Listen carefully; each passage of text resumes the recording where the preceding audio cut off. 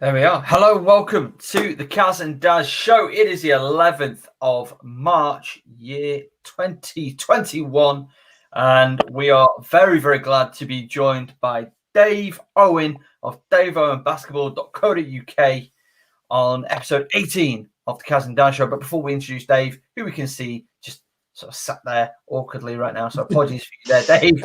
Caz, as ever, how are you? I'm good. I'm very busy, it seems, recently, but it's good. It's good. Lots of basketball to watch, to take in, to read up on, but it's all good. To read up on, you say? Yeah. Oh, interesting. Where could somebody read about basketball? They could go on FocusHoops.com and read some of the good articles that we have on there about the LA Sparks, the Connecticut Sun, the Manchester Mystics, and Nottingham Wildcats semi-final preview that's happening Saturday. The preview's not happening Saturday. The preview's happening before Saturday. Is the preview live now? It is. It's there. What are you doing listening to us? Wait, no. Stay listening to us and open up the document. Go and read that fantastic preview written by Caz. Caz, where else on the internet could one go to find out a bit more about basketball? Maybe they want to dig a little bit deep. Actually, I say that, like, if you've written it, it is dug deeper. But you know what I'm saying. Do we want some stats? You want to find some stats? You want to know, where to look? Where would one look? Well, do you know what I've been doing like the past few weeks, the past few months? I'm looking all over the internet. Every corner of the internet, I've been scrabbling around to try and find information on women's basketball. And this week, you don't have to do that anymore. Dave, the saviour, has put together a wonderfully comprehensive database of women's basketball stats.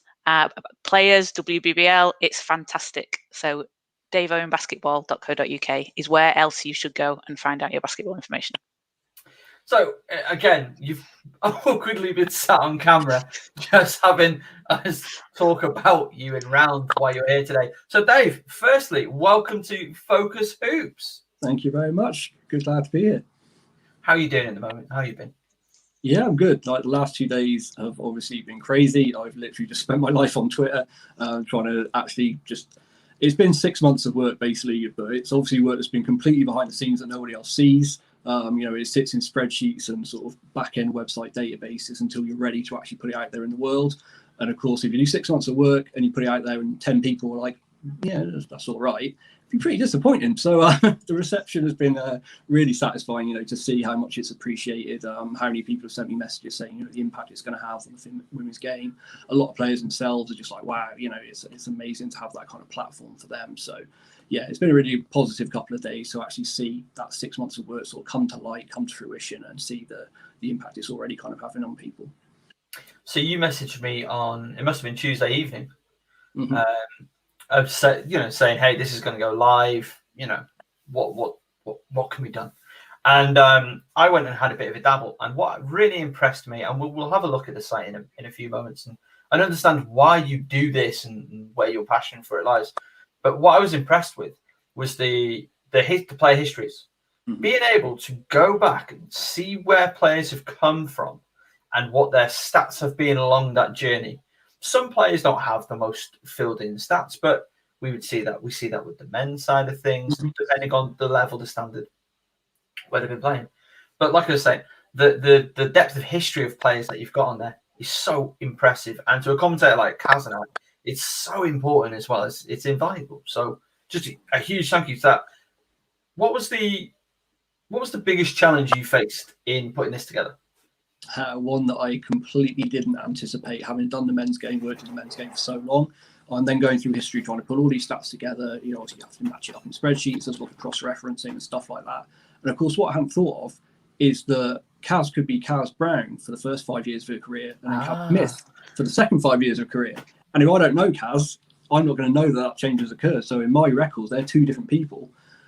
So once I sort of cottoned onto that slight anomaly that I hadn't anticipated, it was like, okay, now I have to try and get everyone's dates of birth and cross-reference everything through every single competition's records to try and match up these name changes. So yeah, that was an interesting one that I hadn't come up against before.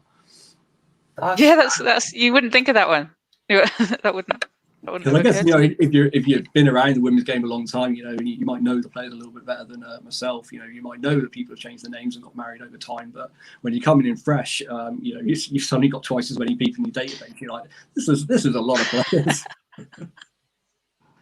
So where does it all start for you with the stats and with daveowenbasketball.co.uk, which again I've been using in the men's game since basically since pretty much I can remember. Using it since my commentary and all this. So yeah, where did this come about from? So prior to 2014, I didn't know anything about British basketball. Wasn't involved in British basketball. I was a lifelong pickup player that just played locally in Shrewsbury. Massive NBA fan. And when I hit 30, I wanted to get into coaching, do something locally in coaching. And I thought, well, if I'm going to coach in this country, NBA knowledge isn't particularly useful. So I at least needed to understand the structure of the leagues. You know, if I came across any talented players I was coaching, you know, where to send them and how the kind of lay of the land was in British basketball. And I think just the kind of person I am, I can't really look into anything a little bit. So I started researching, you know, the structure of British basketball. The first thing that hit me was that kind of there wasn't a lot of information available on the internet. It was quite difficult as someone coming in fresh to actually understand, you know, the different leagues and how they're structured and find stats. You know, I'd always been a bit of a stats geek with the NBA. You know, I want to know who the best players are, and I use stats to do that. And I couldn't really find the stats on British basketball coming in sort of fresh to it. And I was like, well, the first thing I want to know is who are the best players? Who should I be watching? And it was just too hard to find out. And I was like, well, if me as someone who's a avid basketball fan who knows about stats and knows how to research and find stuff on the internet can't find it, your casual fan who may want to dip into British basketball is going to be immediately turned away. So I was like, we've got to make some information accessible to these kind of people to get them engaging in British basketball. Because if we've got people who want to be a fan of British basketball and they can't because we have a lack of information available online, that's not good for us, is it? Right? So that was kind of the first way it started to crystallize in my brain. And then I started to talk to a lot of players around British basketball just by networking on Facebook, just to find out, you know, what, obviously from an information perspective, I was trying to find out, but also just wanted to get a feel of, you know, what's it like being a player in British basketball, what the league's like, you know, what are the opportunities out there. And one of the biggest things that was coming back were they felt like if they had a good game, nobody talked about it. You know, there's nothing on social media where people are like saying, oh yeah, this guy had a standout game. I thought, well, you know, if I was a player and I'd had a good game in a reputable competition, I'd want someone to give me a little bit of love, you know, it doesn't take much. So that's where it sort of came to be. And it seemed to be particularly on the NBL side at the time that I came in sort of 2014-15 season, I think was when I started. There really wasn't any NBL coverage around stats. So, you know, the BBL was, you know, had it to a degree. So that's where I sort of focused my attention to start off with. And then it just grew and grew, and I started to envisage this thing of having a player database. So I felt like players didn't really have a platform to be recruited effectively. You know, if you're a player looking to play at the next level from where you are, there wasn't really anything out there, and you need social media content, you know, highlighting new stats, highlights. You need a permanent platform. So basically, if someone Googles your name, they should find something if you're a decent player, right? So that's how it kind of came to be, and it was a lot of work. The one thing I will say is, you know, I obviously get a lot of credit for the website, you know, a lot of appreciation and love, but I only do half the work. You know, I do the data and the stats, but I'm very fortunate to have a best mate that is a web developer. I have zero skills when it comes to web development and coding and all that technical stuff. He does it all for free. I chuck him some money when I can, but you know, he does it voluntarily, and he's not like a basketball person either. He just does it because he's my mate. So Matt Andrews deserves a massive shout out because, you know, he does more than me really effectively, and he, like I say, he does it for free. So that's how it came to be.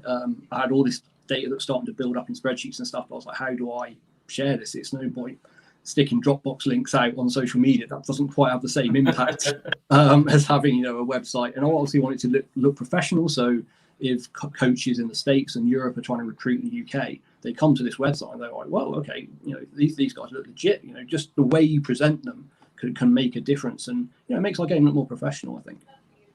Do you have had players turn around to you and be like, oh, thanks, Dave, your website has really helped me out there with my last contract or getting recruited or whatever it may be? Yeah. The biggest one that really meant a lot to me was, if you heard of Caleb Fuller? He's a kid that went through Ipswich Barking and then went out to UC Davis in NCAA Division 1, 2, maybe 3 seasons ago. I'm not sure what year he's in.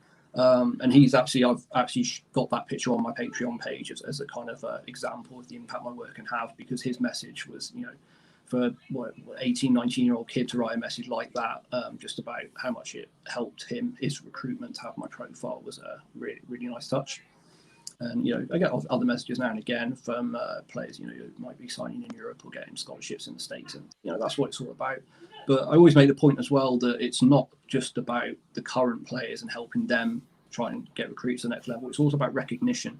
On the men's side, I've got pretty much all sort of notable British players from the past profiled. So all of our most iconic players from the past are all on there too. And I think that's just as important, because when a player finishes their career, that shouldn't be the last we hear about them on social media, or if you Google them, if you're Googling Steve Bucknell, there should be something there. If you're Googling Carl Brown and all these legends, there should be something there. And I think it's important to have that alongside the current stuff, because what I want is a current fan or player to look someone up on my website who they know, who's around now, and maybe is their teammate or just someone they follow, and sort of stumble upon the history of the sport and be like, oh wow, like I'd never heard of Steve Bucknell, I'd never heard of this guy, and wow, they played in the NBA, they did this, they did that. That's the kind of impact I want to have, to really connect the present to the past, because I don't feel like we have enough of that as a culture in British basketball. Do you, similar to my previous question, do you ever have coaches like ping you a message to be like, Dave, is there anybody that I should be looking out for? I'm looking for this. What have you got? What can you do? Or just, hey, Dave, I used your website. Check this out. Mm-hmm.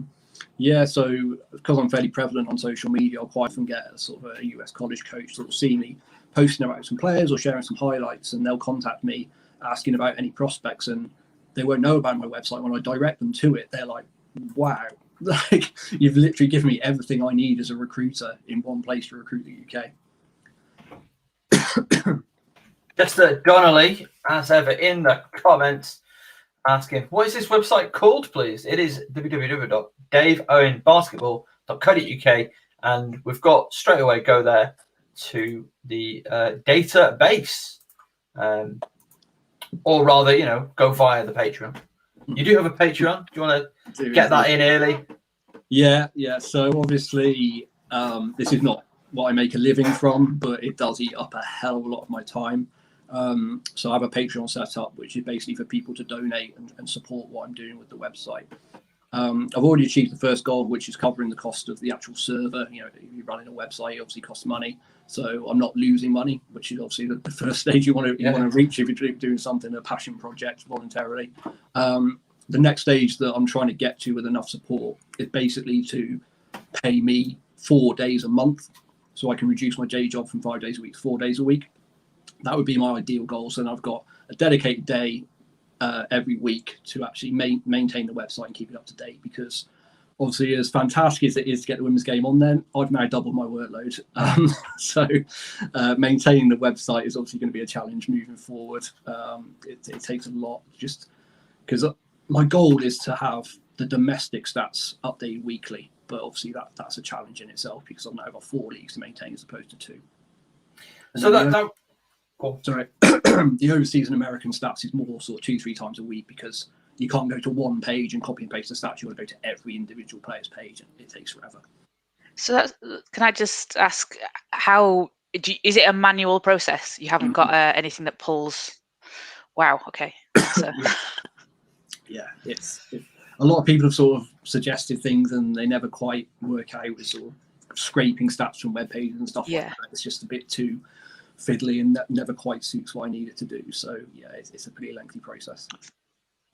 That's incredible. So that's really, I had no idea. I assumed, wrongly it would appear, that you'd done some clever stuff and it pulls in automatically or something. That's amazing. Maybe one day we'll get to that, but at the moment, because the data comes from so many different sources for different leagues, and obviously I don't include every single player in the league. It's just those sort of playing notable minutes. So it's that little bits and pieces like that, and just needing the data in the right format, in the right order, and all that kind of stuff. It's quite difficult to get that in an automated process, and you'd also have to have a lot of trust in that automated process once you set it up. Chester Donnelly in the chat, as ever, British basketball should be paying Dave and paying Dave's mate to update their website. Yeah. What do you say to that, Dave?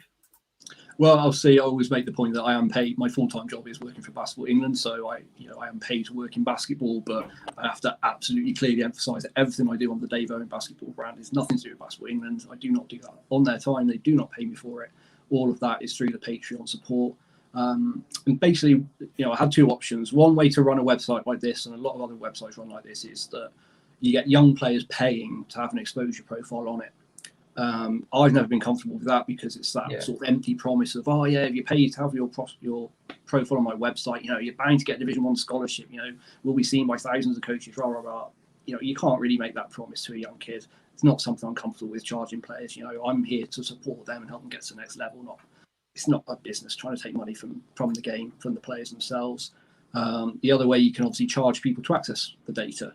Anyone who wants to recruit and access the data, guys like yourselves, content creators, commentators, they might pay to access it, so you make it restricted access. Again, I don't really want to do that because I want casual fans to stumble upon this information when they're Googling players. I want recruiters from outside the UK who are maybe curious about recruiting the UK but not about to invest any money into it. I basically want as many people as possible to see our talent. I don't want to restrict access. So I basically gone with the Wikipedia model in that it's free access to everyone, it's open access, but I really hope you support it because it's not going to be around forever if you don't. Basically, the idea of doing the current amount of work that I do for, I get about £120 a month. I'll be open and honest about the money side of it. That's the level of support. You knock off the maybe £30 a month it costs me to run the website, so £90 a month. To do the amount of hours that I do on it is, like I say, I'm never expecting it to be my income, but you need to weigh up the value of what you're doing. I've only got, I think, 39 supporters at the moment. That's only 39 people in the whole of British basketball saying what you're doing is worth £1 a month to me. So that to me says, should I be doing it? That needs to go right up. Everybody needs to get on that right now. Yeah, because it's a valuable tool, and people want the information, and people can't say they want the information and not support it. So everybody go and support it. But it's a very uncomfortable thing, and I'm sure the other creators like Hoop6 and those guys have Patreon. It's very uncomfortable to be asking people for money, but you can't just do it forever for free. I'm sure a lot of people have come before me that have done a certain thing in British basketball for a period of time and then stopped doing it because people have other priorities in life and it's tough to maintain it when you're basically doing it voluntarily. So also I implore people to support it because I want this website to be around in 10 years time, but I don't want to be putting the hours I am putting into it for £90 a month basically. No, that's absolutely fair. So before we have a bit of a deep dive into the website itself, we'll have a little bit of a demo with Dave, as we're calling it. We're not calling it that. Basketball, you and basketball, where did that start? Also started as a player, so at secondary school, I think I was in year 8, and basically the only reason I started playing basketball was because at lunchtimes some kids played football, but most kids played football, some kids played basketball. Whenever I played football, there was always a bit of aggro and fights and aggression, and it just wasn't fun. Whereas when I'd walk past the basketball court, and it was year 11s that used to play, no one else played my age or anything else. They just looked like they're having fun. And, me as, I was 5'6" when I left school, so I was not like a tall kid that would naturally gravitate towards basketball. I was always one of the shortest kids in my year. But I sort of saw them playing and was sort of, hanging around, curious, and they just said, hey, do you want to come and have a go? They actually welcomed me in as older kids, and I just started playing with them and got good quite quickly, and liked the fact that if I did a trick and put it through their legs or something like that, they didn't want to fight me. They were like, oh, that was really cool, like, well done. It's just a completely different sort of culture, and maybe that was just the people that played, possibly. It's not necessarily a sports specific thing, but that's how I kind of got pulled into it and just fell in love with it. And then through playing with these guys who are years older than me, they knew all about the NBA and stuff, so then I started getting NBA magazines. I don't think you could really watch it on the internet or anything like that at that time because I was like pre-2000. So yeah, got into the NBA culture and just literally played every day. And when I got home from school, I'd be shooting in the garden or dribbling in my garage if it was raining. And it just completely absorbed me. And I still play now. I'm 36, 37 this year. So I've always been a pickup player. I never claimed to be a decent player. I've played in very few games that have a referee and a scoreboard. I'm not a legit player. But then I've never been coached either because where I live in very rural Shrewsbury, there was literally nothing around. So I sort of self-taught myself playing against other people. I was that classic kind of rural town player that I was the best player everywhere I played, but it's just because not a lot of people play basketball in the area. So the level of competition, you think you're great as a kid, you think you're going to the NBA because everyone you play you're better than. But of course, you don't really understand the context at that age of I'm just not playing against anyone that's good. So let's. Oh no, hang on. Two important questions. Number one, who's your NBA team?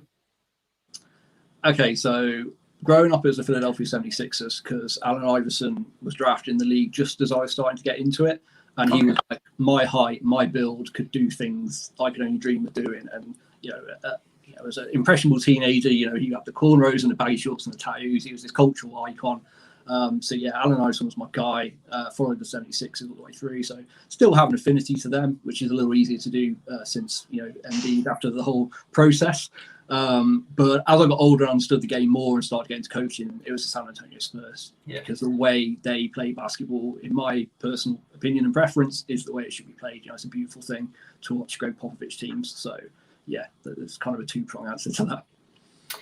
Follow-up question: do you have a WNBA team? No, I must admit I'm completely ignorant to the WNBA. I've obviously started to get into women's British basketball over the last year, so still relatively new to that. But there's only so many hours I can dedicate to watching basketball. Only so many services I can pay for to watch basketball. So yeah, I'm pretty much sticking with the NBA and then British basketball, the entire spectrum of British basketball. I will say this: WNBA, £15 for the league pass for the season is outrageous value. The season is like 2.5 months, but still outrageous value. Dallas Wings are very good. I'm just saying that. They're the team of the future. They're the team of the future today. Okay. None of your... You could also take a look at the Atlanta Dream. They're the team of the future. The real team of the future. All right, let's take a look at the website itself. There we are. We're gonna scooch ourselves away. Boom. It's in widescreen, so apologies if we're not super clear. So I've just pulled up because I've got a couple of players in Team of the Week this week, the Thames Valley Cavaliers. So what I've been able to do there, Dave, and I hope you don't mind me taking over the demo with Dave for just a second, but when you come to the profile page or the player database, this is what you see. You see a list of players. Now, I've been able to narrow it to the female players. I've got WNBL because that's what we typically kick off with here. And I went Thames Valley Cavaliers. I notice, interestingly, that the teams that have withdrawn from the league this year, they're not listed on daveowenbasketball.co.uk. Yeah. So at the time that I created the female side, I basically focused completely on players that are active this season at the time of creating it. So for the female side, it's literally just the teams that are currently playing and teams and players that are currently active this season. I have all the data for historic players and historic teams. The teams are actually already set up, ready to go as soon as I click them on. So they will gradually be added. Obviously, adding every player is quite a long process because you've got to find all their profile information. It's not just sort of a name and stats. And obviously, the further back you go, the harder it is to find a profile information on players. But over in time, exactly the same as the men's side. I launched the men's side with the current teams and players, and then gradually started to work back and add all the sort of historic players. So there's plenty we can dig into here to show that. I think most people probably have used about 10% of the website's capability because there's a lot more hidden that's quite hard to sort of signpost people to. Oh, I'm interested, and we're going to definitely get into that. I'm just going to walk through somebody's profile. We'll go with Emma Bush, a player that I've been aware of and commentated in the past. Oh, what's happened there? Did I open that in a new tab? Yeah, no, I didn't. It opens automatically in a new tab. Yeah, it does. Let me having a bit of a technical moment. Apologies. Despite being and I'll fess up right now, people. I am a patron of Dave Owen Basketball.co.uk. I'm a believer in what Dave does, and much appreciated. But what that means is, there we go. All right, we're back. We're back with Emma Bush's profile. Like I say, player that I've been aware of for a good couple of years now. Obviously, Thames Valley Cavaliers. We've got a profile picture, got the league, some key information about Emma. The home. Talk me through the home regions, because this is something I've not always fully understood. So the home region is basically where they played their junior basketball. So where it's sort of their product, what region they would have played as a junior player, essentially. So, and because there's a drop-down box on the database, it's really nice. So, you know, if you're based in the West Midlands and you want to see all the kind of elite talent that's come out of the West Midlands, past or present, you know, it's a really nice feature for people to kind of look around. People that have come, you know, if you're a young kid from a region, you might want to see, you know, which players have come before you that you can sort of look up to, that sort of thing. I like that kind of regional, kind of local affinity. So heading back to, where are we? There we are. Emma Bush's profile. We've got this season's team record, 3-3. They're currently 500, and she's playing, averaging 21.3 minutes per game. Some key stats. Now, these change by, am I right in saying that these change by position, Dave? They are indeed. Well spotted. So, you can add, I can add to your shortlist. Sorry, I've just seen that. And then we have her complete stats history. Now, this 17-18 WNBL D1 season, which I was commentating, that was my first year commentating. Not a huge amount of stats. Some players may have stats. D2, you are not required to keep stats. So yeah, we've got for those. So Division 1, those sort of the full box score, the live stats, were done quite inconsistently for some seasons. So there's quite limited data there. So what I do in that case, and for the whole history of Division 2, is just do the top scorers. So people might be familiar that if you go on the Basketball England website, you can see the top 3 scorers from fixtures for those leagues that don't have live stats. So I don't like it because it's not a true average. It's only an average of the games where you feature one of the top 3 scorers. So if I play 3 games scoring 20 points and I'm in the top 3 scorers, then I play 10 games and I only score 2 points and I'm not listed in the top 3 scorers. My average is 20 points a game, which is not ideal, but it's literally all the data we have to work with, and I'd rather get something in there than nothing. And then for some players, you know, they just didn't play enough games as a top scorer to register. So I wouldn't want to put played 2 games, average 12 points. You know, there's a minimum of 5 games on the top scorers thing. So it's a bit of an oddity, but you know, ideally we have live stats for everything, but that's never going to happen for the lower leagues. So we work with what we've got. Again, I think live stats as a requirement came in 2 seasons ago for D1, maybe 3. Yeah. So back in the day, 08-09, it would have been around, and then up to 14-15 when the WBBL launched, and then it had 2 or 3 seasons as like a regional league with no live stats. And then I think it took a while for them to get sort of back up to scratch. So I think from 18-19, I think that they're pretty good. And then 17-18 was, I think 17-18 had live stats, but they weren't done consistently. So we are back to the front page, the player database.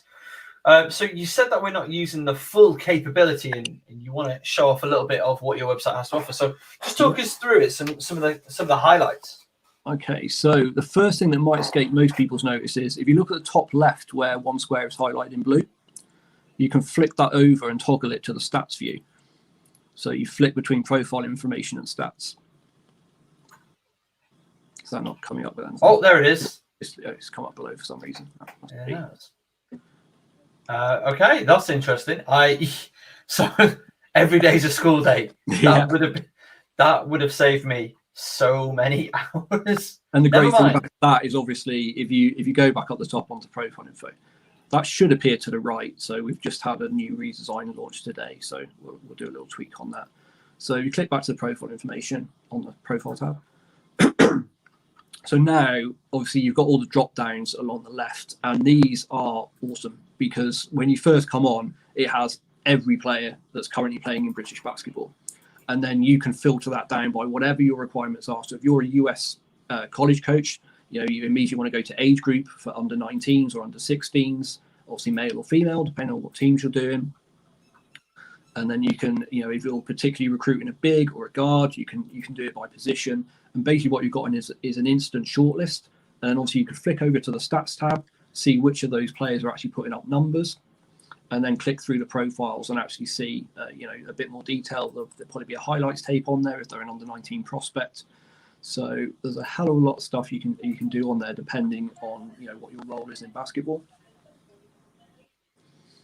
Oh, we have college info undecided. Yeah, so if they're a college prospect, that will either say that they're open for recruitment or that they've committed somewhere. And that's another. If you go back to the database screen, you can actually filter that on. If you look at college status, you probably have to clear the other filters off, or it won't come up with anything. But if you wanted to see everyone that's currently signed, you reset that, go to college status, and go signed. That's everyone that I'm aware of that's committed to a college for next season, both male and female. And also you can filter to female. Oh, where's Aisha Andrews going? So where are we going? Again, when I talk about the hours that I put into maintaining the website, obviously it's trying to keep up with all this kind of stuff, when people's recruitment. Trying to make sure the latest highlight tapes are on there. Obviously that's something I have to do manually as well to update all those. So that's why I have to be across social media all the time to be aware of changes, players changing teams, which is a bit of a pain as well, because obviously they've got one stat set for the current team and then they're moving to another team, and that requires a bit of a fiddle within the system. So yeah, there's a lot that goes into it. So what else might have escaped our notice that we could get a bit more out of this website? And also, is anybody in British basketball 7'6"? Yeah, well, that maximum wouldn't be there. So those sliders are actually set to the maximums that actually exist in the table. I don't know whether it's set to current players. It might be to anyone in the database, because that's what I'll touch on in a moment as well. How to look at the past players, which I don't think many people realise. We do have Aaron Menzies at 7'3". That is pretty sizable. Yeah, so if you reset everything again on the search, can you blow this up big again for me? I can't quite see on the small view. There we go. Apologies there. There we are. Okay, so if we want to specific. Oh, sorry, no, we don't have any past players yet for females, so it'll just be males to give this example. So if you look at the league drop down. Oh. And is that coming up with anything? Yes, it's not shown on the screen, is it? But that's strange, but it is. Am I looking at inactive? Yeah, so if you go down to inactive, and then the drop down below that will give you several options for that. Oh, so let's look at retired players. Yeah, so these are another key aspect of the website that I think, because they're a little bit hidden, they don't come up straight away. There's a hell of a lot. This is basically the entire history of the BBL, the men's Division 1, the entire history of men's national team, senior and junior. It's basically anyone, who's been a notable player in the history of British basketball, including all the imports that have obviously made an impact in the BBL. So you've got all the team rosters. Hang on. I'm looking for somebody in particular. Give me just a second. And you can search by name, right? Where can I do this? So there's a search box up the top, I think. Keep scrolling to the top now. I'm not seeing one. That's a good point. I can't see it on my screen either. So where is he? With the main man, Nigel Lloyd, my co-commentator. Of course, it's going to be Nigel Lloyd. Yeah, normally there's a search box on this, but as I say, we've literally just released this slightly new style today, so there's obviously a couple of bugs in it that we'll work on. Not the best timing before we go live on a podcast, but it is what it is. So here we have the full stats of one Nigel Lloyd, and how did I not realise he played for Manchester United? How's that escaped my knowledge? So there we are. And one thing that, and I know this is not quite your remit. One thing I'd love to see is, obviously he was MVP, And I want to say it was a 93-94 season. Yeah, I've got all that data. I'm thinking of having, I've already got it set up as like an additional information field that would support the player profiles that, similar to Eurobasketball, they'll have a list of sort of achievements outside of the stats. So I've got all that data, I've got all the records. It'll just be a case of actually physically writing it all out. I don't think there'll be a shortcut for that. That's really fantastic.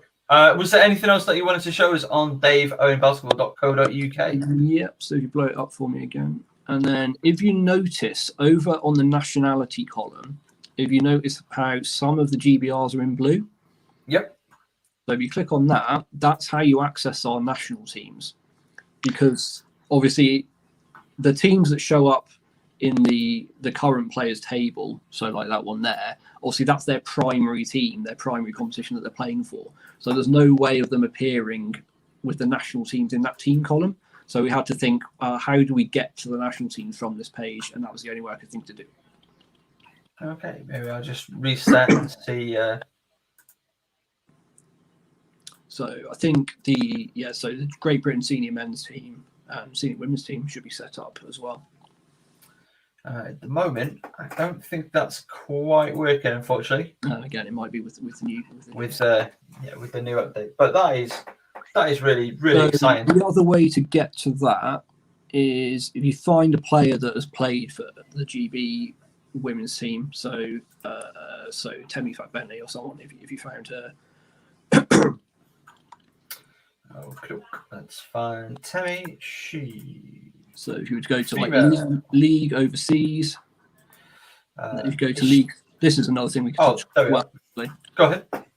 So when you select overseas as the league category, the next drop-down box is the league standard.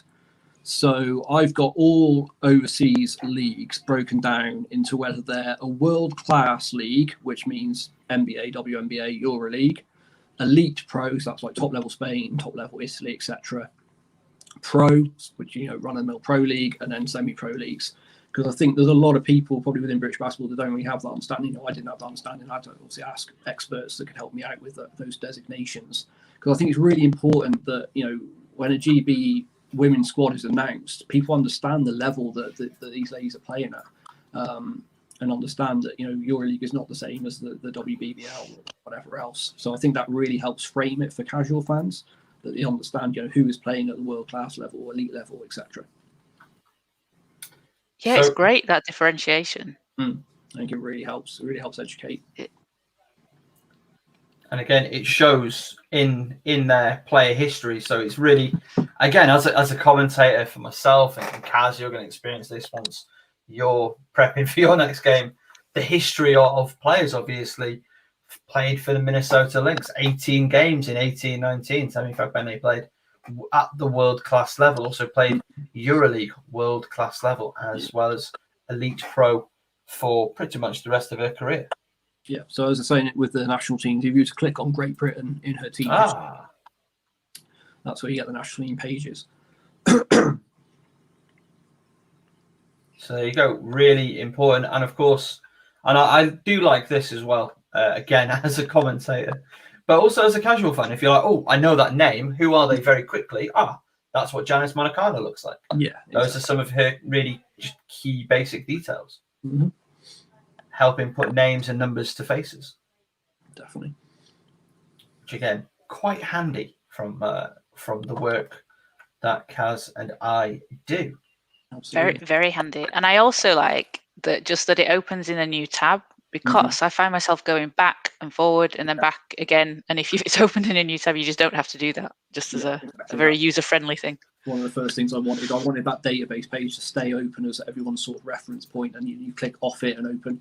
Because if you're a recruiter looking at a shortlist, you've filtered down to maybe 4 or 5 players. You pretty much just want to go bang, bang, bang, open all of those 5 in separate tabs and look through them, and then maybe come back to the database page. So I think it definitely works. So opening new tabs rather than trying to go. And obviously the database, I'm aware the database takes a long time to load, so you don't want to keep having to refresh that page. We are working on that as well in the next phase of the website. The loads are a lot quicker, which has been the biggest sort of bug to bear in the time the website's been live, that it does take a long time to load that initial page, and obviously you don't want people being put off by that and actually not going into the data. Yeah. if in an ideal world and you'd got all the money in the world to throw at it and do what you wanted with it, what would you like to be able to put on there that isn't or you can't? Great question. I wish you'd told me beforehand. So,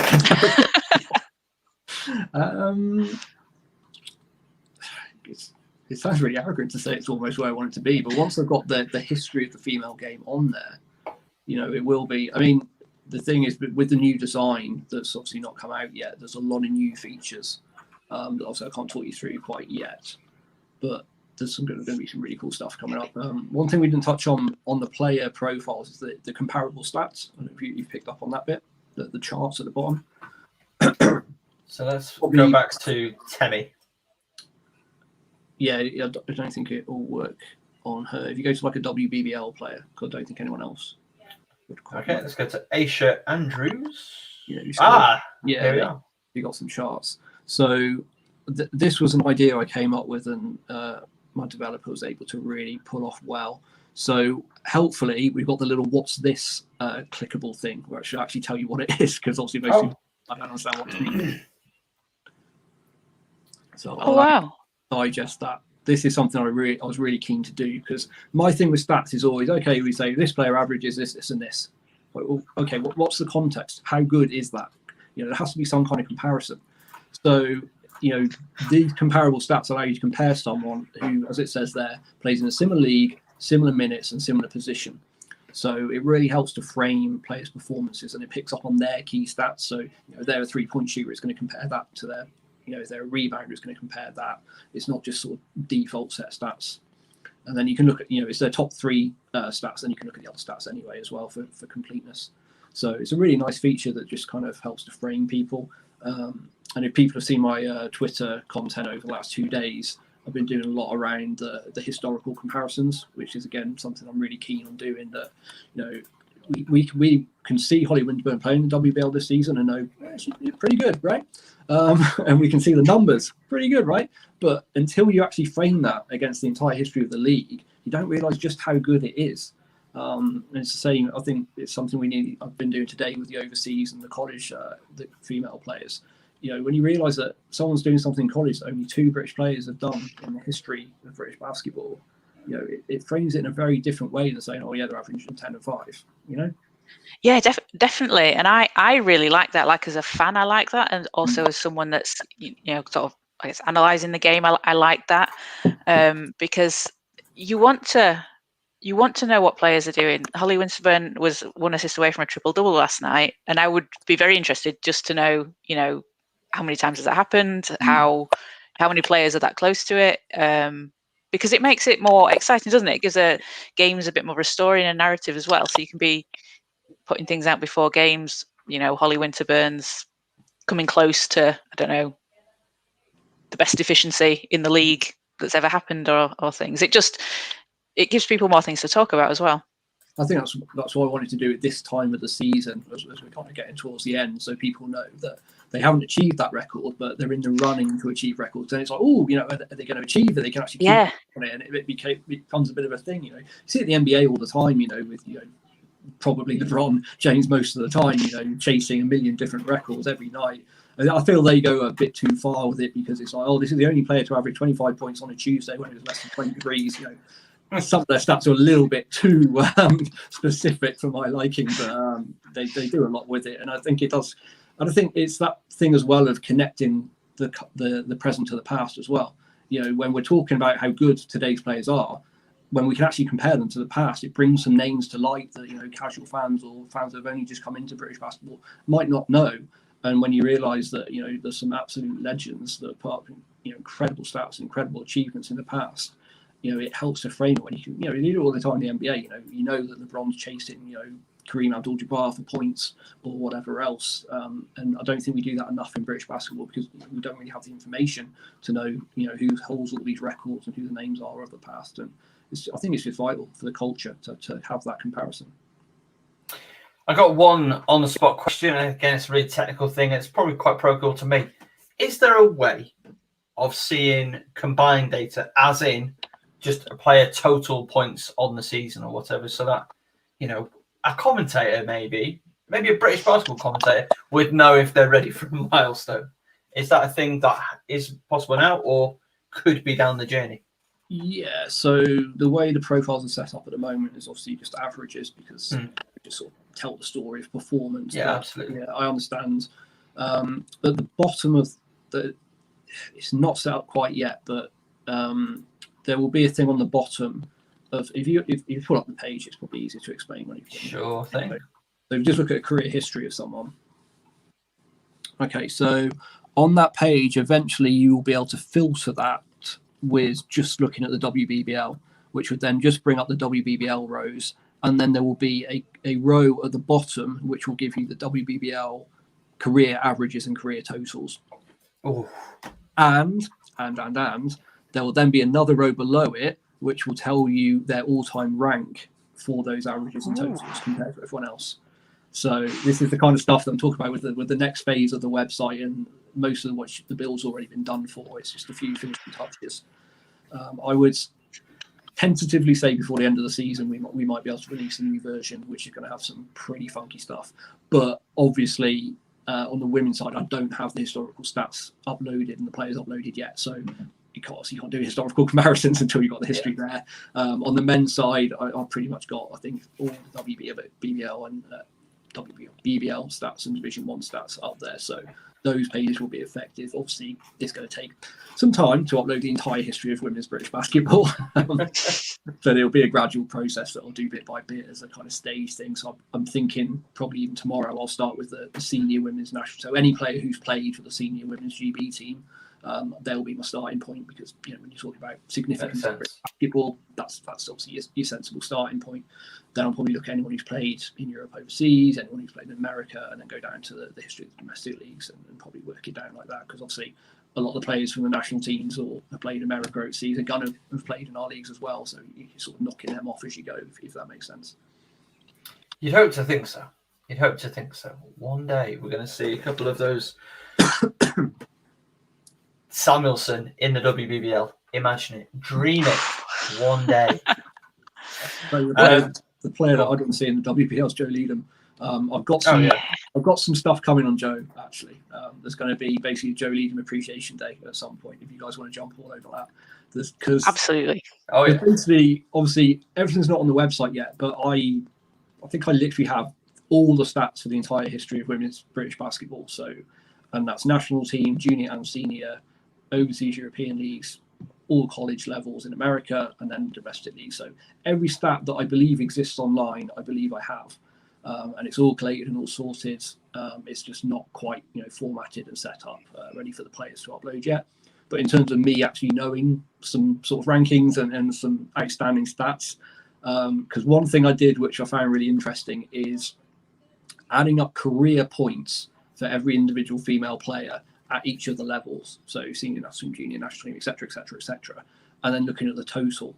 And the total that Joe Leadham has compared to everyone else is insane. And I can't wait to put some kind of graphic out highlighting. And just as because I've got all these set up in different spreadsheets, looking at how Joe compares in America with her Division 2 career, which was unbelievable. Obviously, what she's done in Europe, playing Euro Leagues pretty much every season. There's just some unbelievable data there to paint the picture of just how good she is. I mean, you can make a pretty strong case that she's the best British female player ever. Andrea Conbreeze, I think, would be in the argument. Temi will probably eventually be in the argument, when all's said and done. But I personally, as a fan, love watching Joe play. I think there's just a bit of education needed, I think, in British basketball about just how good she is. And I think that's a point in general about players that have spent most of their career overseas, because they're not in front of us, and we're not watching them in our leagues, and we don't have there's only really myself and Hoopsfix that do a lot of content around players that are playing in college and overseas, because it's a lot of work. It's difficult to track.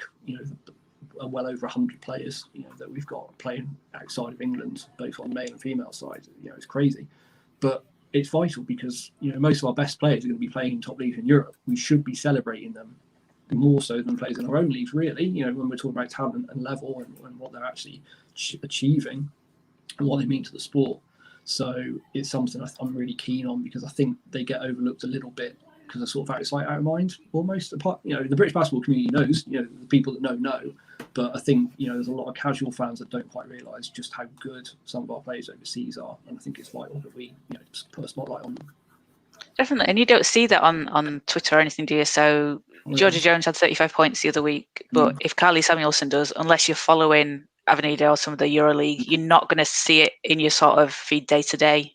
You need it sort of in your face a bit, don't you? Yeah. I think it's difficult as well because obviously most content comes from stats, and generally speaking, at the highest levels, the stats aren't too sexy. You might be average 10 points, 5 rebounds, which no one's going to jump around and put a load of content out about. But you understand that's 10 and 5 at that level, world class level, elite pro level. It's not the same as average 10 and 5 in domestic leagues. So it's just vital that we make that point, I think. Would there be any scope for you to eventually have like a game high of each season? Is that too far? Is that too? So you could look at a career high. Yeah, that's single game stats are just so much work because there's a lot more games. It's not something that I track. I don't have any single game records purely because of the volume of data you'd have to collate and store. I feel like I'm kind of doing enough. It sounds like it. If I've got the average stats and total stats for every player ever, I think I'll leave it at that, to be honest. If someone else wants to pick up the single game stuff, they can knock themselves out. I know Dan Routledge is obviously all over that kind of stuff for BBL. It's just too much for me, and you can't go backwards with it either. It's something that you can do for domestic leagues around the live stats. You could probably do a little bit on Eurobasket and RealGM, websites like that, maybe. But again, you'd spend years of your life trying to get that done. So, Dave, we've taken a lot of your time so far to this evening. Is there anything else that we should know about daveobasketball.co.uk or what you're trying to do with it, or anything at all? Anything else on the website? Obviously, the sliders that you've got for the stats. So if you wanted to, set particular stat thresholds, you can look at stuff like that. It's quite fun if you don't filter any competitions. Sometimes it's quite fun to just filter anyone who's averaging over 20 points and then just see who's doing what at what level. And then the other thing you can do, as I mentioned, when you flick over to that stats tab on the top left, which you weren't previously aware of, if you scroll down, you can then sort all of those columns, hopefully, on this version. There we go. Yeah. So again, that's a really easy way. And obviously people, once you've got that table of the stats that you want, obviously you can copy and paste that into an Excel, do what you want with it.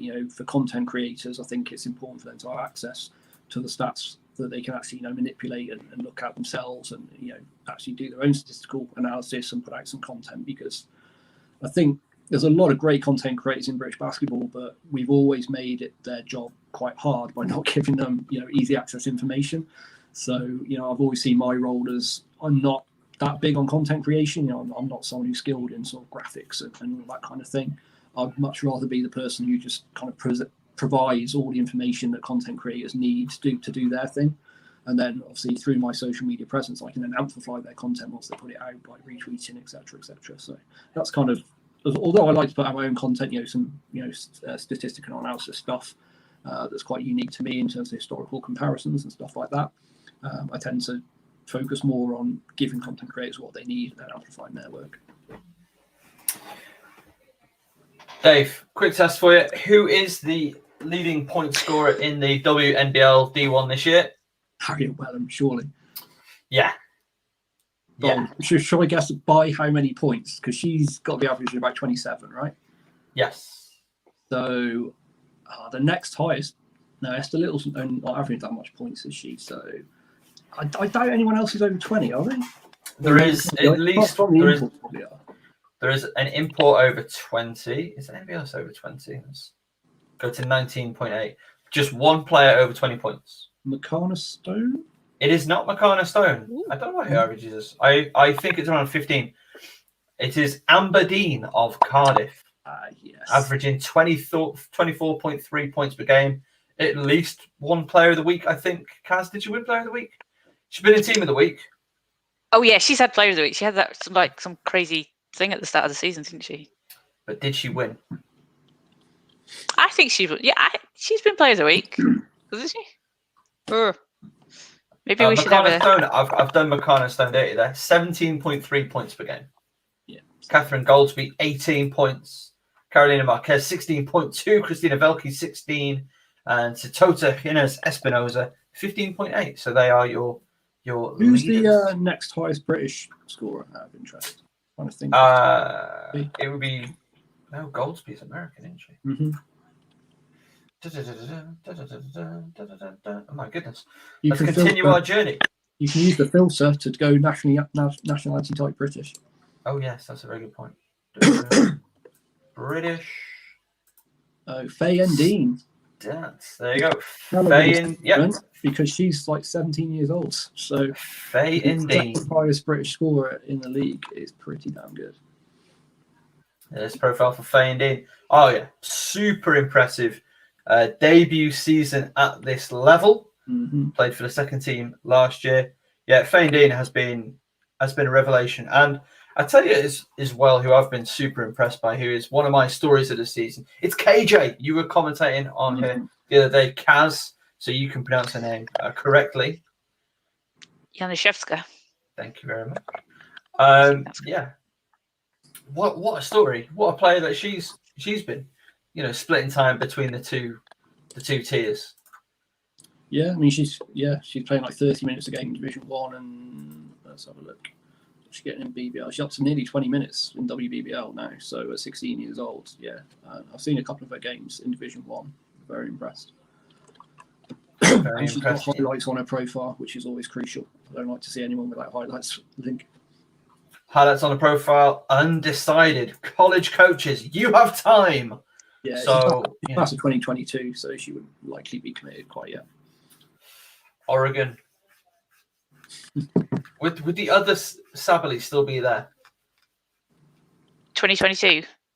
Yeah. KJ and Sabally Jr. Imagine it. No, but whatever she chooses, however it goes for her, best of luck. But what a story she's been this year. She's been great, and she was great last night as well. She had the arc on her shot as well is just, it's very high. And while we're talking about Division 1, can we just mention Esther Little's 18 rebound average? It's obscene. Yeah. It's just a little bit silly. 12.9. Sure, when I posted the historical comparison, I think it'll be an all-time record. If she sustains it till the end of the season, it'll be an all-time Division 1 record. Imports, and everyone, not just a British record. Now, what I want to see, offensive rebounds. Faith Okwosa, who we had on our very first episode, is leading the way in offensive rebounds with 6. Now, she's only played 2 games, but that's still mighty impressive, averaging 6 offensive rebounds. I'm just looking at 2 games. Eloise Ferguson averaging 67% on 3-pointers, shooting 1.5 a game. Okay, it's only 2 games, but even so. So basically, endless possibilities. If you like your stats, you are able to just, you could lose days. Oh yeah, searching through all of this. Esther Little 3.3 blocks. You want people just delving into British basketball, and you've got to give them the information you got to give it in a format that they can do this kind of stuff with and play around and just get lost. Go on that kind of YouTube rabbit hole of just spending hours on it looking through all these players. Can you see a team's totals? So you can see which team has the best 3-point percentage. No, I don't have any team stats included. Okay. It's very much a player-focused database. That makes sense. Yeah, I mean, you can find it, can't you? Yeah, I've always thought team stats are easy enough to find on live stats and stuff like that. So maybe one day I'll add them on. But again, it's difficult to go backwards on stuff like that because you're limited to what's sort of currently on the systems. Yeah. So when Dave Owen Basketball 3.0 launches. Get ready for that, yeah? Well, this is the problem. I'm never going to be satisfied with it, am I? I'm always going to come up with ideas on how to make it better. I mean, I'm just waiting for it to become a streaming service as well for live games, When that happens, you'll know that you've... Well, I can give you a bit of an exclusive that very limited people know about. So I have made a 2-hour-long documentary on one of the most iconic male players in the history of British basketball. So I will use this opportunity as an appeal because I've done all the interviews. I've spliced all the video together. I think it's an awesome piece of content. If I do say so myself, it's a really good watch. And I think it frames someone who should be framed as an icon and probably isn't enough. But I need someone's help to just do that sort of presentation piece of, like you can see right now, the little graphics along the bottom, anything like that. I just need someone to make it look a bit prettier, which is beyond my skill set. So if there's anyone out there watching this that can, do a bit of work on graphics and a bit of video editing, just to make something that could be an absolutely huge piece of content for British basketball a little bit better, so I can actually finally release it, because I feel like I'm sat on something that's going to be really, really good for British basketball, and a lot of people are going to get a lot out of. So yeah, I'm really keen to kind of get it from behind the scenes and get it out there, but I just need someone's help to type it up. So if there's anyone out there, reach out. You heard the man. You've seen the website. You've heard the story. You know exactly how much this man has contributed to coverage of British basketball since discovering British basketball existed in 2014. Somebody out there must know somebody who is an absolute whiz at this kind of business and would love to get involved in what sounds like a really, really exciting, interesting, intriguing documentary. And we're here for it. We'll clip that bit and we'll pop it out there. And when I say we, I mean Caz. Caz, can you please? I want it. Yeah. It's by far the most excited I've been about any of my projects that I've done in British basketball, because. And look at the projects you've done. Yeah. But I think as well, delving into something I've never done before. I've never made video content. I had to completely self-teach myself video editing. Now I've done interviews before, so my interviews got gradually better.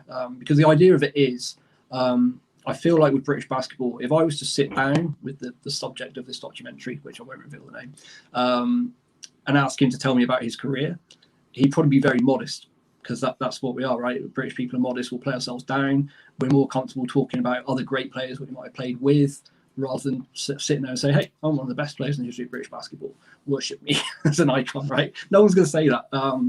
So I had this idea of speaking to the players and coaches that have been in and around his career and getting them to tell the story, because then they can frame him in a different light. When they're talking about him with a certain reverence and, actually telling stuff that I didn't know. And, I obviously tracked his career very closely before doing the documentary. It's pretty amazing, and it really frames, just who he is as a person as well. It touches on that. It's not just, he went here, played here, he did this many points. These people that I've interviewed know him personally, and, really give a different insight. Because I think it's important that we bring our iconic players to life, not just as a basketball player, but as a person, and help people understand what it takes to reach the highest level. So I'm really, really excited about it. I've been sat on it for a good few months since I finished sort of cutting the raw footage, and I just want to get it out there now, and I really want people to watch it, but I don't want to put it out there, when it doesn't look very good. So it's getting over that final line. So yeah, it could be big, and this will be the first one in a series. I plan on doing this. The next, I already know who my next target is, which will be one of the most iconic female players of all time. So I want to go, one male, one female. Planning on maybe doing some coaches as well as players as well, so there's a nice balance. But yeah, it will be a documentary series. They probably won't be very regular because they take so long to put together.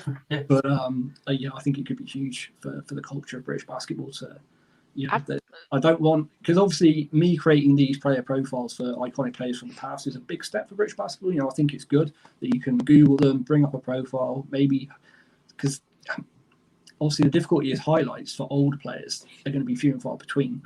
You go, not going to have any highlights. So some of our best players, you can't really find any highlights of them. So you're literally looking at a profile picture and their stats. It doesn't really tell the story, does it? So we've got a lot of young players that are never going to get the opportunity to actually watch video of some of our best players. So I think the only way you can really bring it to life in a way that's going to appeal to the younger generation now is a long form documentary, bringing them to life. So yeah, it's something I'm really excited about and can't wait to kind of get off the ground. It sounds amazing. It's absolutely what you're right. What we need. It sounds fantastic. Who needs 30 for 30? We'll have Dave Owen's documentary series. Well, I mean, you saw the impact The Last Dance has. So if we can, a British version of that, actually telling a story, I think it could be huge for the culture.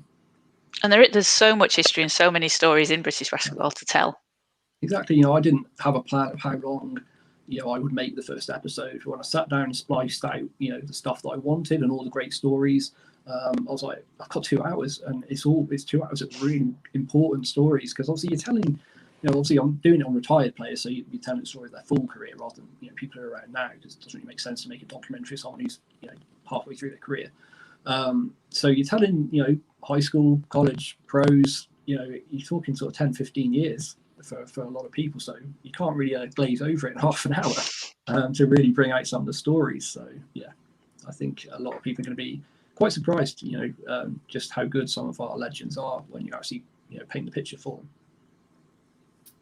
Well, that is hugely exciting. And again, if anybody's got the technical know-how, Dave is not a difficult man to find on the internet. Dave, where could someone find you if they were searching you out on, let's say, Twitter? Yeah, so at Dave WNBBL on Twitter. I think I'm the same on Instagram, but I never actually post anything on Instagram because I'm old and it's still new to me. Facebook, just Google, just put in Dave Owen Basketball, and obviously you can contact me via the website. And just if you want to email me, it's dave@daveowenbasketball.co.uk. Pretty easy to remember.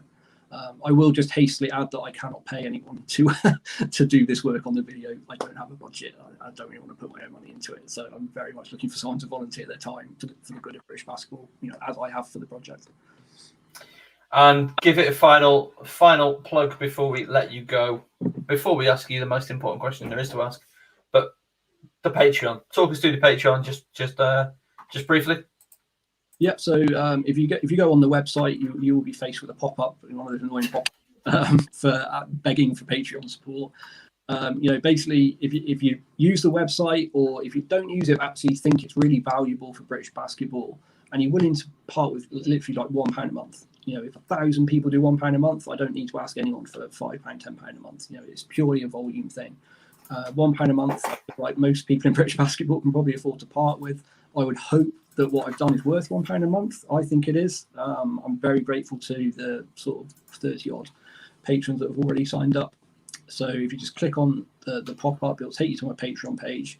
It'll explain everything there. It's a really quick and easy sign-up process, and it will just keep the website going so that it's not just the players around at the moment that benefit, but the players in the future, which is obviously just important. We want this platform to be there for the long term and be sustainable for British basketball.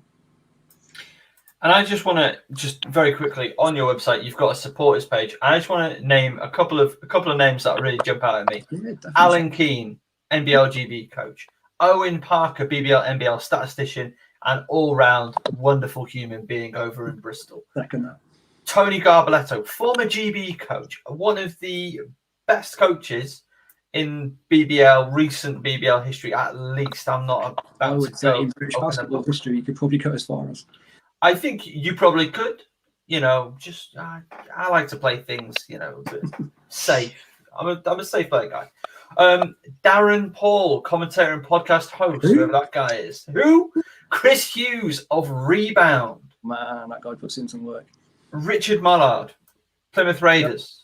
Yep. Ian McLeod, BBL and GB coach. The Duke of Hoops himself, Indeed. Loads. And Tom Bonnet, of course. What a man. Cambridge United's biggest fan, Tom Bonnet. So lots of very, very big names, including Vince McCauley. So there we go. Just a snapshot of some of the people that support Dave Owens. A massive thank you to all those people, because the website literally wouldn't exist without you guys. If I was still having to fork out the money for the server and everything, actually losing money on this, it probably wouldn't still be around now. And obviously it's contributing a little bit towards my time at the moment, but it's got to be sustainable long term. I can't keep it up as it is forever. Just for the good of the game and love and passion of the sport, it's got to be sustainable. So all those people have put their hand in the pocket and actually said, we value what you're doing. So that, means everything to me. That, when people actually value it in that way, rather than just giving you a pat on the back and saying, well done, they're actually saying, no, this is worth money. This is worth me supporting. It's basically the same as the Wikipedia model. Wikipedia says, we'll let everyone have this information, but we need you to support it. And that's what I'm hoping I can stick with. I don't want to go down the road of having to charge people to access the information or charging players, which I never want to do. So, yeah, if you like it, if you want to support it, if you want it to stick around and be sustainable, please just contribute as little as £1 a month for me. Oh, before Caz brings in her favourite part of the show, I've got to ask the question, Dave. What's your condiment of the year? My condiment of the year? Your condiment of the year. I have heard this question, but I'm somehow still unprepared for it, despite watching all your shows. I don't know. I don't know off the top of my head. My goodness. We've not had a do not know previously. I can give you something really generic. Yeah, that's fine. Barbecue sauce. Perfect. That will do. Nice. We've not had that yet. Caz, where are we going to go? We're going to go to Caz's Corner. Yes. So I have. So Dave, if you've not seen this before, I have a stat line of the week. I like to trawl, obviously, stats websites and make Darren pick his stat line of the week. Last week, everybody on Instagram disagreed with him. So 65 people said you were wrong, Darren, last week, and you should have had Sarandra Daki in Kosovo. So this week we have Sarah McBakey from she's from the States, but she's playing in Kosovo for Veleznimi. She had 36 points, 28 rebounds, 7 assists and a steal on 81% shooting in a win. Did you say 37 and 28? 36 and 28, so it's not that good. No. Poor. 28 rebounds. Okay. And then in Iceland, playing for Keflavik, Daniela Wallen, in a loss. This was a 1-point loss in overtime, and I feel like she deserves some credit for this. 26 points, 30 rebounds, 30 rebounds, 5 assists, 6 steals, played the full 45 minutes. And I just feel like after that, she's like, I got you 30 rebounds and we lost by a point. Look, she needs some love. I always feel like if someone's getting that many rebounds, did they have a really good game or did everyone else play so badly? She was like, I'll just do it. And then my last one, it's a bit of a double one, this. So Sarah Hendriksdottir, that was playing for Leicester. Mm-hmm. Is she playing with her sister, Briette? There's another Hendriksdottir on the same team in Iceland, so I presume it's a relation. That would make sense. She does play nationally with her. So between them, they had 62 points, 20 rebounds, 6 assists, 12 threes in a win. And the whole team had 120 points, so they had over half the team's points. Jeez. Where can we watch Icelandic basketball? Because I need to. I know. I don't know that one. You're trying to find Kosovan league basketball. Because there's some wild stats in Kosovo. Like I'd love to see some of these games. Well, it's the same as the men's league. They've got like one strong team that play in Europe, and then like the legit pro team, and the rest are pretty much semi-pro. I don't know if it would be similar in the women's league. It could be. Judge it. Look, when you look at the record, it's I think like the bottom team's like 2-14, and the top one's like 16-0, and then it yeah. There's only 6 teams as well, I think, in Kosovo. Yeah, makes sense. So Dave, stat line. Which one are you going with there? Well, I'm immediately disregarding the loss. Okay. That's fair. I just felt like she 30 rebounds. Yeah, I hear you, but you didn't win. Winning contributions is what it's all about. So the Iceland game with the Hendriksdottir sisters was probably the teams that were closest. They had the biggest margin of victory, but the teams were probably closest in the standings. What was the score in the first one that you said? Game or blowout? 108-78. And that was the second place team playing the second to bottom team, but in a 6-team league, so it's not as wide a gap as it is. Yeah, tricky. Because I'm not a fan of recognising blowout stats too much, because obviously stats kind of get inflated in a blowout, but if they're almost all blowouts, then you've got to pick one of them. But yeah, you look at standard of competition, level of competition as well. So yeah, the strongest opponent, you probably have to lean towards the third one, I guess. And Briette Hendriksdottir had 8 threes herself in that. So Yeah. Now I'm going for the second one. Steph at one point lost after playing 45 minutes and getting God knows how many points and 30 rebounds. Yeah. No. We should just rebounded her own team's misses then if she lost. Well, we don't know how many. Oh yeah. How many? Just kicking them back out for another miss. Like, yeah, 15 defensive, 5 offensive. 25 defensive, 5 offensive. Okay. So she wasn't really putting in the work, was she, on the offensive side? No. I'm going person that much. How did they win? Yeah. No, I'm going to go. I've got to go number 1 then. You didn't give me the offensive defensive breakdown. That's. Oh, sorry. Okay. The ratio's not good enough. Okay. So of Sarah McBakey's 28 rebounds, I think that was like 7 offensive. Can I throw a question at you two before we end? Sure. So one British player in WBBL, WNBL, whichever your preference is, that you feel like doesn't get enough love, underrated, and just needs a shout out. Oh, I love it. What a great question. Yeah, great question. You on this one. Oh God! Right, let's look at every single player what exists. Well, I know a good website you can go to. I've just filtered by WBBL or British and sorted by points, and I'm just scrolling through the names to see who doesn't get enough kind of coverage online.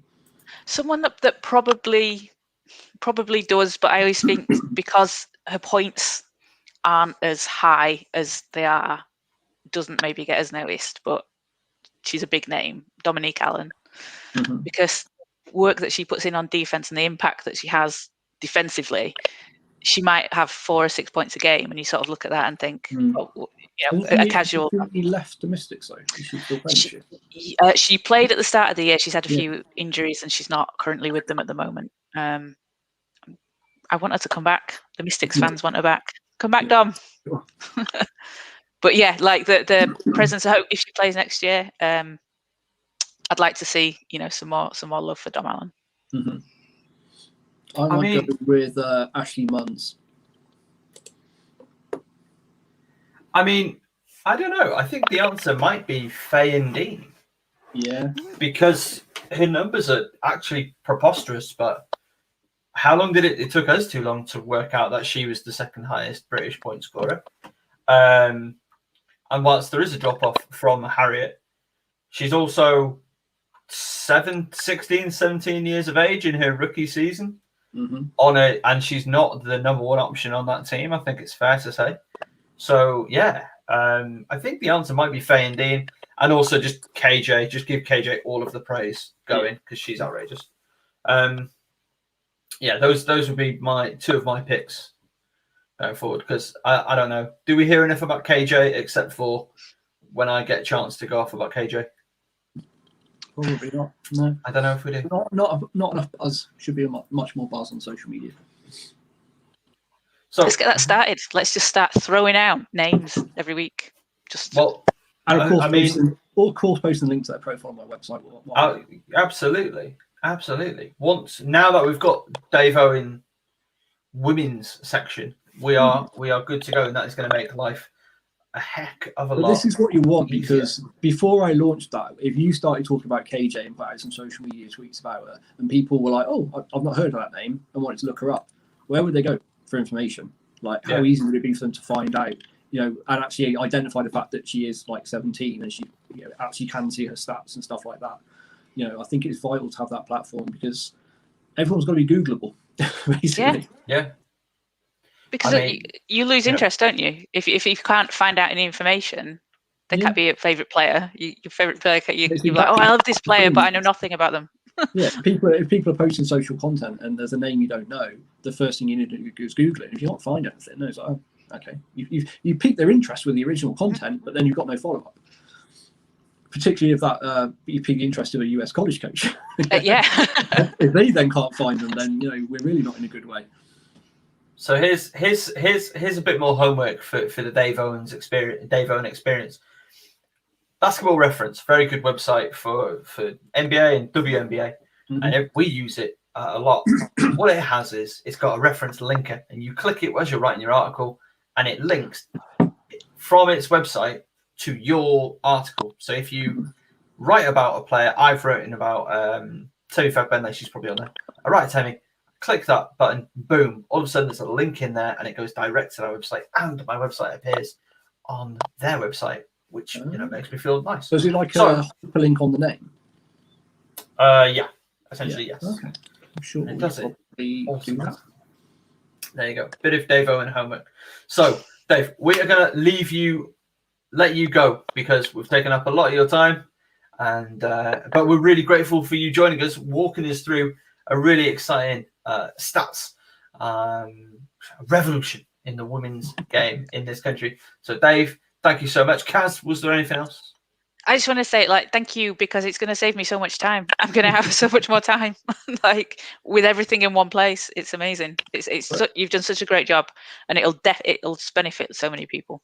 Well, if you want to use all that new free time to help maintain my website, feel free. Well, I am really excited for Anglia Ruskin to come back next season, so I can use these in my week or game preparation as I do with the men's stuff. So, Dave, huge thank you to you. We're going to hear a little bit from our sponsors, Notch, or our partners, Notch, about what you can get yourself. Beautiful Notch bracelet. Maybe Dave Owen, maybe you should get yourself a beautiful Notch bracelet and see if they can get some stats on there, which is exactly what you can do on your Notch bracelets. All right, back in a sec. Word from our sponsors, Notch, the mark of achievement, and we are very glad to have them on board with FocusHoops this year. They make fantastic bracelets that look super stylish and really help you celebrate your sporting achievement. They've just launched a basketball collection, and we're really excited to be on board with them. Let's imagine that you're a player. Let's say that you're Courtney Vandersloot. You got 18 assists in a single ball game, and you want a notch and a bracelet to commemorate that fact. Well, you can do just that. Customize it to your team colors, put the year that you achieved it, and get it the exact size that you need. There are a number of the colors available. Or maybe you're a coach. Maybe you're the coach of a basketball team. Let's just say that you're the London Tyrannosaurus Rex. Your team wears red. You had the league's most valuable player, the MVP, and you want to celebrate that. You want to award them with a great looking Notch bracelet. Well, you can do just that. And you can get it saying MVP on the notch itself. That's the charm. You can get the colour you want. Gold is one that I'd go for if we're commemorating the best player in the league. We could even get the team logo, if it's the Tyrannosaurus Rex, let's say, on there. And present it in a beautiful presentation case. Huge thanks for Notch for coming aboard Focus Hoops. Welcome back to the Caz and Daz show. I've got the wrong brand information. Let me fix that. Not Caz and Mikey. This is smooth, isn't it? My God. Hey, there we are. Way. And I'm going to put up another overlay. Let's real quick whistle stop tour. We've got the team of the week. Boo, boo, boo. Focus Hoops in partnership with the National League, the WNBL team of the week. We've got player of the week, Makana Stone. Let's break it down for you. 20 points, 26 rebounds. And here's the crucial thing. 9 offensive rebounds. That is an outrageous amount. 9 of 16 from the field. A 50 index. 50 index, Makana Stone. That's outrageous. They got the dub on the weekend. And now, Shakina Bimper, somebody who has seemingly come out of pretty much nowhere for Nottingham Trent, had an awesome performance. 16 points, 15 rebounds, 7-11, and a 30 efficiency. That broke a 4-game losing streak for Nottingham Trent. Hugely impressive over a tough Reading Rockets team. So that is huge. And then it is the trio for the Thames Valley Cavaliers. Eleanor Bishop, 24 points, including 5 of 10 from 3, a 21 efficiency. Just a sharpshoot performance, got it done. Emma Delia, also of Thames Valley Cavaliers, all around. 9 points, 7 rebounds, 8 assists. Pretty cool. Were we not, Caz, on triple-double alert, 21 efficiency. Again, highly impressive. Are the numbers astronomical? They are not, but it's doing a lot of everything, and that is important. Finally, Jenny Dorney-Savage, also of TVC, 11.6 rebounds, a 17 efficiency, hit 83% from the line. Just did a little bit of everything that she needed to do for her team. Caz, what did you make of the WNBL action this week? Makana Stone's just amazing. Why can't we see her in the WBBL? Because she played D3 in college. I know, but that's a stupid rule. It is a stupid rule. So I want to see her in the WBBL. She's awesome. You will never hear me not say that is not a stupid rule. Ridiculous. It's second in the NBL in rebounds, because I can just pull that information like right now. It's pretty great, isn't it? I love it. So she's the third highest in points for permit players. Averaging 3.4 steals, but only 0.6 blocks, which I find quite interesting. So yes, again, Dave Owen, basketball.co.uk. We've said it a billion times, but that has just made our job a lot easier, but also, dare I say, a little bit more enjoyable. Just I think it's going to make things great. And also to play histories with Colin players. Oh, it's awesome. Oh, it's great. It's great. I went and checked out a friend of Focus Hoops, Katrin Hulme's history, and it goes right back to when she was playing for West Hearts Warriors in D2 as a 16-year-old. It's like, where was this when we interviewed her 2 years? Whatever. I know. I was just looking at Hannah Shaw's, and it goes back just far. It's 2004, 2005, under 16s at the Euros. I was going to say it's going to go before her college days, isn't it? So, let's just real whistle stop, because we do not have long left on the program today. WBBL. Let's just run through WBBL. What's going on in WBBL, Caz? So on Saturday we have the Nottingham Wildcats and Manchester Mystics in the trophy semi-final. And the winner of that faces Barking Abbey later on this month, which I think is going to be a good game. The games between Manchester and Nottingham so far haven't been the most close. They've been a little bit one-sided. Yeah. But speaking to Georgia Jones after the game last night, she was saying, they haven't played as well as they can against Nottingham, and they're prepared. They're looking forward to it. They're feeling positive. They've not played their best against them, and things. It's a trophy. It's a one-off game. Nottingham are coming off the back of 2 losses in the league, so who knows? Manchester get into the final would be pretty cool. It would be pretty cool. How did you find commentary yesterday? I tell you what, it was it was a challenge. We had a few things going on. I had my co-commentator was up a ladder, who couldn't hear me, so then had to stop, stop commentating. But it was a good experience. I think we're getting to a good point with it where we can maybe have everything working as we need to. We got stats this week on the screen, so that's a step in the right direction. And we might have a camera person on Saturday. So that's huge. That is huge, and fingers crossed for you, because you guys, you grow what you do, and it's good to finally see the league getting the coverage that it deserves on a every team is knocking out of the park this season. Just in terms of the game, talk us through the story. Really good game, really close game for 3 quarters, and then combination of Leicester kind of running away with it and Manchester running out of gas a little bit in the 4th. The final score was 81-64 to Leicester, which I would say doesn't reflect the competitiveness of the first 3 quarters. I think there was 7 lead changes. At one point, it was just a 3-point back and forth between. I think Holly Winterburn was chucking them in. Katie Janaszewska Georgia Jones, Sophia Song. It was just really good competitive game. And also triple-double watch for Holly Winterburn last night. 1 assist away from a triple-double. She had 17 points, 13 rebounds, and 9 assists. And do you know what? She's I've not seen her like in person to play, and she's great. It's great to be able to see a player of that caliber. I heard you mention it on the commentary. It's like 1 assist away. I was like, I was like, here we go. And she had there was like about a minute and a half left, and she passed in to the post to Azania Stewart, who got fouled on the shot, and then she didn't make the free throw. And I was like, oh, come on. I wanted to like shout out and be like, Holly, just pass. Throw it to someone. But it's probably not neutral, that, if you're probably not. Shouting onto the court.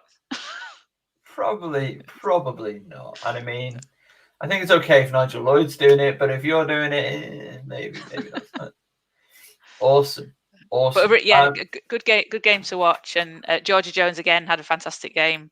23 points, 8 rebounds, 3 assists and 3 steals. And she was the Manchester Mystics Bondi Bowls MVP of the game. So she got some Bondi Bowls goodies there. So very quickly, let's just have a look forward to this weekend. Are there any games that really stand out for you? Just in terms of the women's games this weekend, we've got lies. We've got lies on the screen. So according to Basketball England website, we've got Reading versus Cola Southwark Pride. That is on the 13th. So that'll be Saturday at 12 a.m. So I don't think so. Oh, that's that. Probably not. We've got Loughborough and Barking at 1:30 p.m. We've got Ipswich and Cardiff at 2 p.m. We do not have Thames Valley versus Anglia Ruskin because that game is, ARU are no longer in the league. On Sunday, according to this, and again, pinch of salt, we've got Southwark Pride taking on TVC. Bristol have withdrawn, so that game isn't happening. Reading, Bristol, and Cardiff, Team Silent Kestrels on the Sunday, apparently. So we will, again, pinch of salt, but we will see what happens there. Anything stand out for you in the WBBL this week? WBBL. Well, aside from the Manchester Nottingham game, I think Leicester and Cardiff on the 13th at 5 o'clock, which is Saturday, will be a good one, because I think Cardiff have looked pretty good in some games this year, and I think Leicester. Oh, someone I should have mentioned, Maya Brewer, the new pickup that Leicester got, is awesome. She's great. She was playing in Greece in Cyprus Division 1 last year. And she's a really good player. So more of her. You can see more of her playing against Cardiff. But I think that'll be a good matchup, Leicester and Cardiff. And there you go. Let's quickly visit Rincon Caz's corner before we wrap up for today. Caz. EuroLeague qualifiers quarterfinal next week, Wednesday, Friday. No, is it so soon? It is. It's happening. It's happening. So that's something to look out for. All the 3 of the 4 games on both days are at reasonable UK friendly times. Nice. I mean, the others are as well. They're just at like 2 and 3, which if you're at work isn't going to happen. No. I mean, maybe it will. Get a phone out. Just little things up. But Sopron and LDLC and Spa Girona and Avenida, which are of the 4 games, they're probably the 2 that I'd pick to watch. They're the later games. So you've got, I think, 5, 6, and 7 tip-offs over the 2 days. So what's the format? Is it single 1-game elimination, or is it it's aggregate? I hate this. It's aggregate. I just don't like aggregate in basketball. It's just, but it has to be done. I don't know if it's what they usually do. No, and it doesn't have to be done at all. Here's why it doesn't have to be done. You're bubbling these teams together, right? Why can't you just play a 3-game series? I know, yeah. Like, they're there. They're not going home and road. They're playing Wednesday, Friday, throwing in on Sunday. Or 3 games in 3 days. Why not? Do it. Do it. I mean, maybe don't do it, but maybe do it. Maybe 3 games in 4 days. Yeah. You know, Like, have game 1, break game 2. If you need game 3, go the next day. And if you need to, if this is the way we need to do it to get it happening, start in the morning, 11 o'clock in the morning. No. Okay, so you got aggregate, or you've got an early start. Michael Hanson-Morris is currently sprinting to Manchester to come and argue with you about it starts that early. Okay. I'd rather that than an aggregate score. Yeah. Though we did have that fun one a couple of years ago with London Lions, Worcester Wolves, again, men's basketball. But it went to overtime after an aggregate, which was just ludicrous. You can't go to overtime when there's a team winning. It's nonsense. And yet here we are. Here we are. All right. Any more for any more?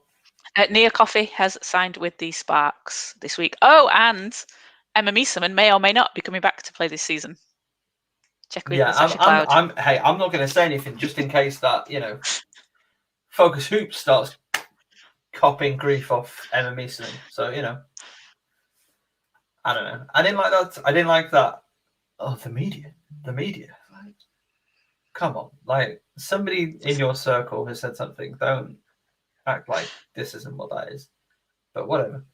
I don't know. I don't like that. Whatever. We can watch her in Russia or playing for Ekaterinburg. Yeah, we can see in EuroLeague next week, the quarterfinals. And we get to see 2 games of it. If Caz had it way, it might only be 1. I'd rather 1 than aggregate. Exactly. See, you're trying to take Emma Meesemans away from the people. All right. Caz, where can we find you on the internet? At Hooping Kazi, not .com, at Twitter, and on FocusHoops.com. There's a few Sparks and Mystics game previews, and a quick little interview with Chelsea Shumpert of the Nottingham Wildcats from a couple of weeks ago. There you go. All really great stuff by Caz Bullock, who is just doing amazing business all over British basketball. So, Caz, a huge thank you as always for everything that you do, and make sure that you go and check out Caz's work on FocusHoops.com. That is going to do it for us this evening. Yes, the roundup of the week has been incredibly truncated. Next week, we'll get you back. Don't you worry. But it was worth it to learn all about daveownbasketball.co.uk and its new women's element of the database. So we're going to go and muck about and play with that thing, and we'll talk to you next week. Take care. Thank you for your time, and keep well out there.